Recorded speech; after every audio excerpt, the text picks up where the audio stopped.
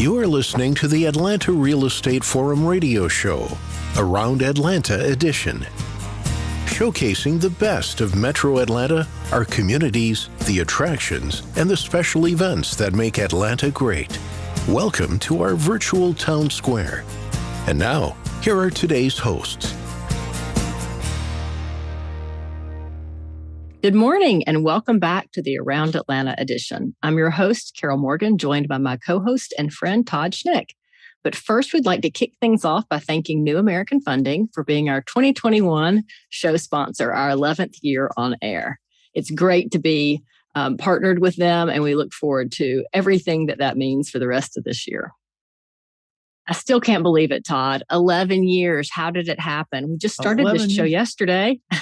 Feels like it. But what a great run. It's been, I can recall back to some of our earlier anniversaries, and I thought, we won't go much further than that. And here we are, 11 years. 11 years. I don't know. We might be setting some sort of world record for a real estate podcast. So I bet we'll have to just keep moving it forward. Yeah. Well, I'm very excited about this morning's guest. We're joined by Rene Iverson. She's the president of Little Creek Farm Conservancy, and she's going to talk about all sorts of fun things that I enjoy talking about, including horses. Oh, wait. I have one around here. It just fell on the floor a minute ago, but here's my little horse that sits on my desk.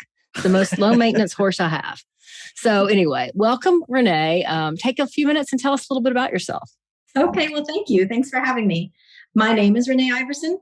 I've been married for 28 years to a wonderful husband. We've got 3 college-age kids, 4 cats, 1 dog, working on the horse situation. I've lived in the Atlanta area long enough to be almost a native. And I became aware of Little Creek Horse Farm and Park in the early 2000s, about 2007, when my kids started taking lessons there. And then I watched, and then I started taking lessons, and then I started volunteering, and I haven't stopped. So I love all animals, but being around the horses is definitely a grounding experience, as you know. Well, what's more work, the college-age kids or the 4 cats? That would depend on the day.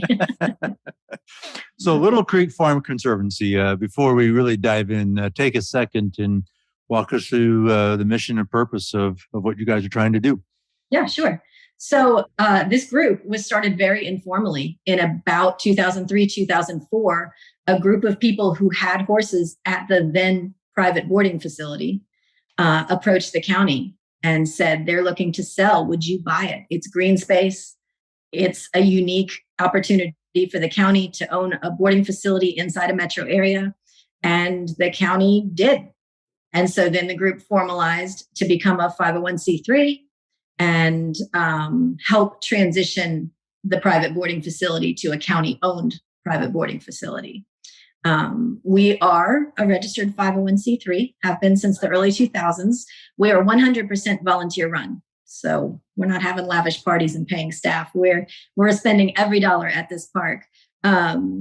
We've got 5 board members. We've got countless volunteers. And our mission is basically threefold. We fundraise, we help with capital improvements, and we provide programming to bring the public in. And right now, our challenge is that we're on the brink of needing a program director or needing an executive director to take some off of the board. So I think soon that'll be our next jumping off point. We concentrate on, like I said, fundraising, improvements, and programming. And I've got some examples of those if you're interested. Oh, yeah. I'm sure that as we ask more questions, we're going to find out more about those. And if we don't, then at the end, you're going to remind us that we need to ask more. Okay. So I'm just really excited to find out about this. It's really a unique facility. I don't know that I know of another boarding facility that is a public-private partnership. So talk a little bit about the public-private partnership between the park and DeKalb County, to run Little Creek Farm Conservancy. How does that work? So actually the county owns the facility, they own the land, and they provide the operational staff. What the Conservancy does is, I like to say we're kind of the putty. So we do have a formal letter of understanding with the county that allows us to fundraise and spend funds on that park up to a certain level, allows us to run our volunteer program, allows us to run programming to introduce kids, senior citizens, school groups to horses. And we're constantly working together. If there's an initiative the Conservancy wants to start, we go talk to the county first. We talk to the lesson programs. We talk to all the on-site stakeholders. And if there's something that they want to start, they come to us. So we really are working together day in and day out. See, I love those public-private partnerships like that, where everyone benefits from those relationships, and the collaboration that you see there often drives some really interesting ideas and some innovation. Those are the kind of examples of working with governments at all levels that where you really see some positive outcome. That's great stuff. You have a relationship with Park Pride too. We have showcased them on this show, and we love what they're all about and what their mission and purpose is. Talk about that relationship between yourselves and Park Pride. Well, we have a great relationship with Park Pride. We're very fortunate to have Park Pride operating in DeKalb County. So we benefit from things as simple as borrowing tools from their tool bank. They will help any Friends of the Park group organize a volunteer work day, because they know how they run, they know how they go. They have some very good pointers. One thing Park Pride excels at is bringing together different Friends of the Park groups to learn from each other, to learn from the pitfalls. We all make mistakes, to learn from our successes, to make it easier for the next group. And so we attend as many meetings as we can. We've been very fortunate to be recipients of a couple of their grant programs that they have with the Home Depot Foundation. We have had Small Change Grant in the past. I think that helped us put up the pavilion, which is one of our capital improvements, with an accessible pathway to it for folks to watch the jump arena. Right now, we are currently executing the community building grant for 2021, and that's allowing updated signage, updated security features, and a welcome center that is much needed to run an up-and-coming docent program out of for folks to visit and have a guided tour. So Park Pride is definitely a partner with us, and we've benefited greatly. Well, they're a fantastic organization, so it's nice to have them as a partner, I'm sure. Yes, it is.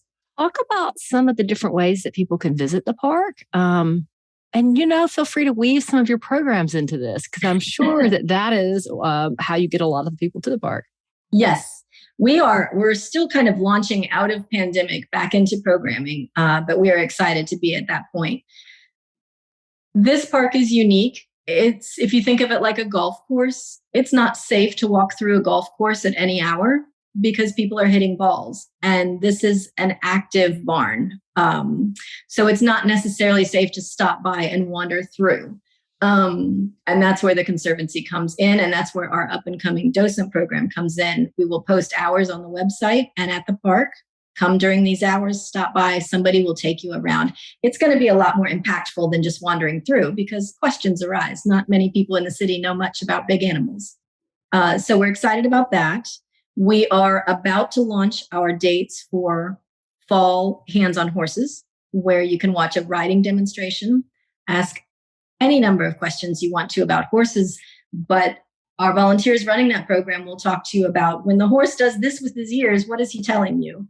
And what do horses like to eat? And that horses are very social and they have friends. They also have enemies, and you need to be aware of that, and how do you know that horse is their friend or their enemy?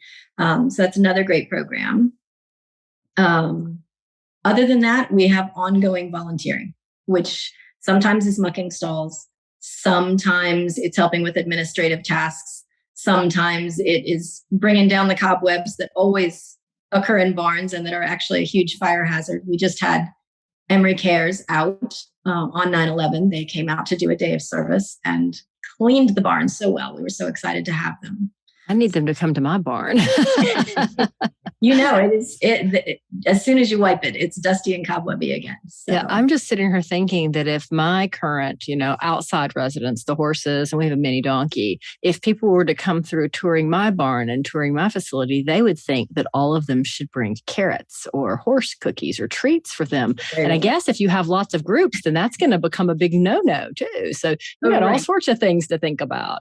Exactly. That's why a touring program, a docent program, can be very important. Yeah. Well, what's exciting? The county asked for, and we're trying to meet that need. Think you need 20% down to become a homeowner? Think again.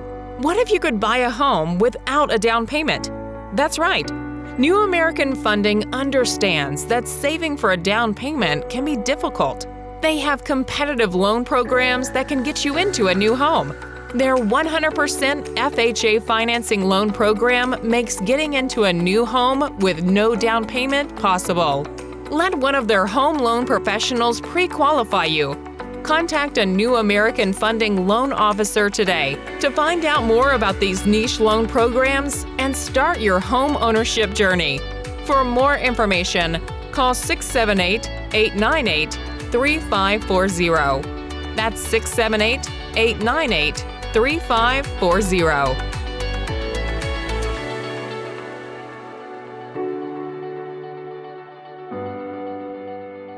Well, what's exciting in listening to you is the obvious growth that's occurring, and that you're close on the cusp of having to hire a program director, and working on this docent program because you got more and more people coming. It's exciting to hear all that. That's a lovely sign.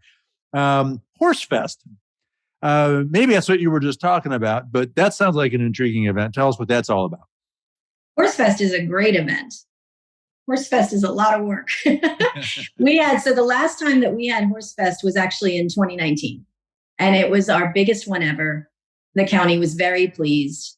It's always a marriage between fundraising for us and public outreach, bringing the public in. But there are riding demonstrations from outside groups. I don't know if you've ever heard of the Diamond D Girls.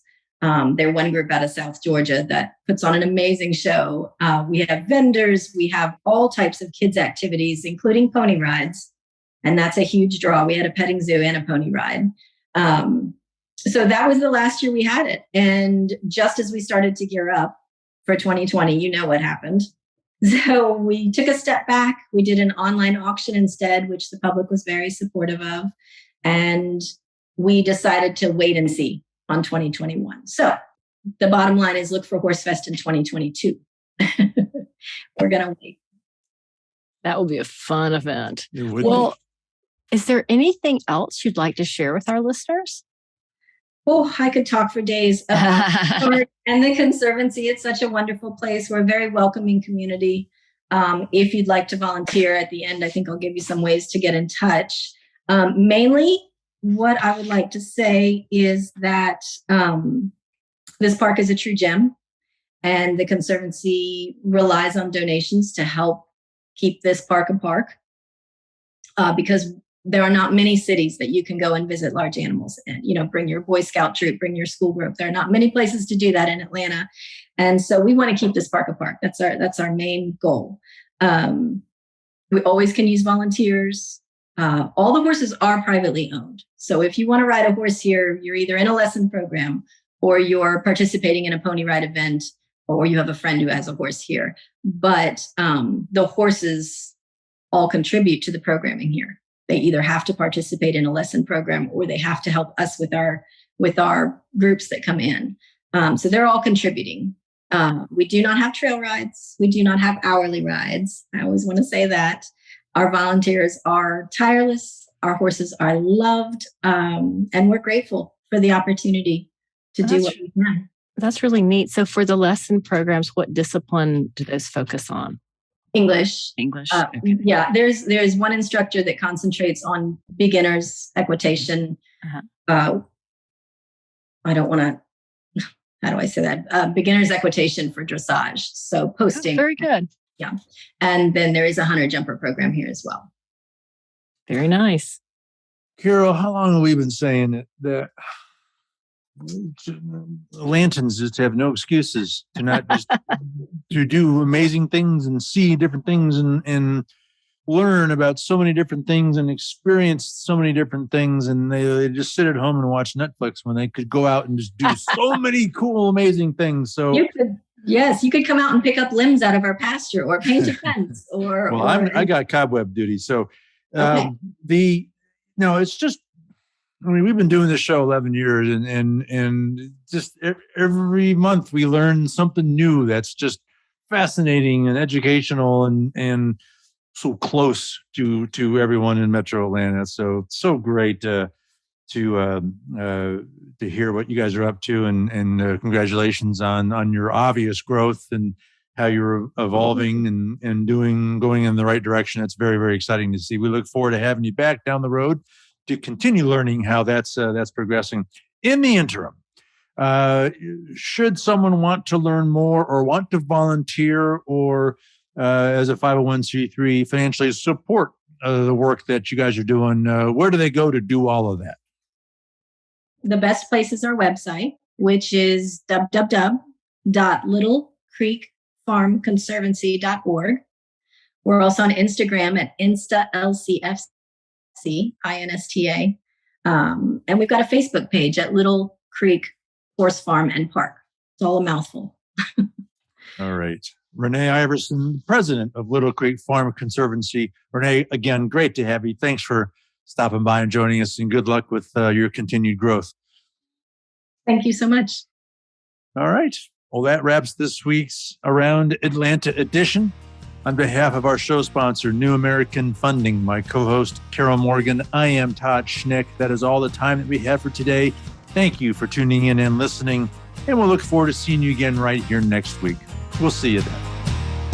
Atlanta Real Estate Forum Radio is made possible by Denim Marketing, the publisher of Atlanta Real Estate Forum, Atlanta's favorite source for real estate and home building news. Denim Marketing is a comfortable fit, like your favorite pair of jeans. Denim Marketing tailors marketing strategies to meet your specific needs and niche. Try them on for size. They will work to create a perfect fit for your company's marketing program. Call them at 770-383-3360 or send an email to info@denimmarketing.com. For more information on Atlanta Real Estate Forum Radio or to inquire about being a guest, contact info@atlantarealestateforum.com.